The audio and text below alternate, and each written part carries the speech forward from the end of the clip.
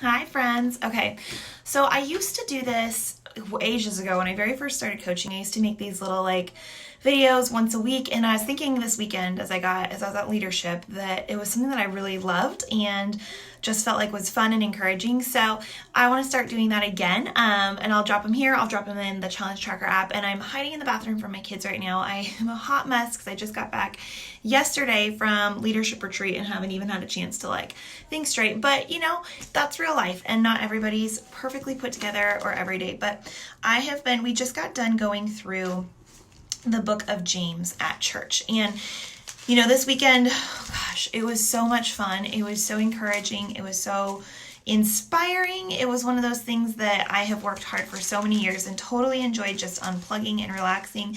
And, the beauty is that I used to work really hard for vacations, but I'm so excited to come back here and go to work and pour into you guys. And one of the things that I was rereading the book of James this week was from James 1. And the very second through fifth verse just says, "My brethren, count it all joy when you fall into various trials, knowing that the testing of your faith produces patience. But let patience have its perfect work, that you may be complete, lacking nothing. If any of you lacks wisdom, let him ask of God, who gives it to all liberally and without reproach, and it will be given to him." And this was so encouraging to me, on so many levels, but in thinking specifically of you guys and how you're working hard for your fitness goals and nutrition goals and wanting to be healthier for your families. And sometimes it can just be hard, right?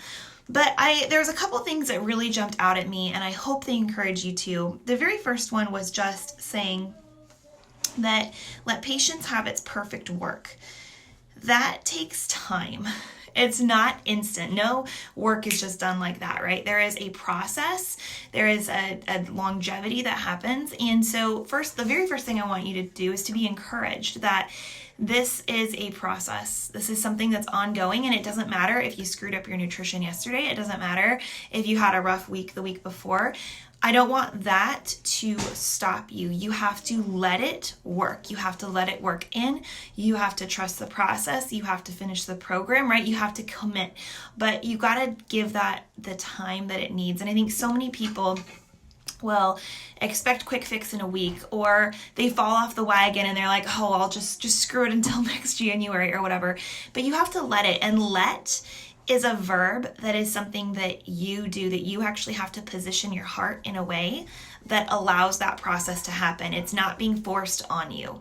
It's a willingness. And so if you are someone who isn't even in that heart space, the change isn't going to happen. And so that's the very first thing, is just to give it the time, to actually commit, to work through the process, the up days, the down days. And that leads right into the next thing, where he talks about count it all joy when you fall into various trials.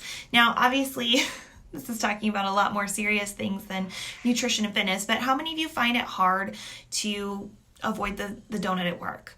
Or how many find it hard to push play, or discouraging when you see a number on the scale you don't like, or feeling down on yourself when you did go and eat all of the drive-through stuff instead of a healthy lunch or whatever it was?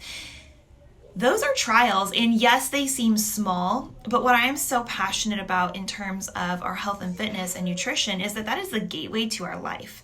That is the gateway to our energy, to being able to keep up with our kids, to having a good relationship with our spouse, to feeling confident. And when you start to feel good about yourself and start to level up in your discipline and in these behaviors, what you'll see is it starts to impact the other areas of your life.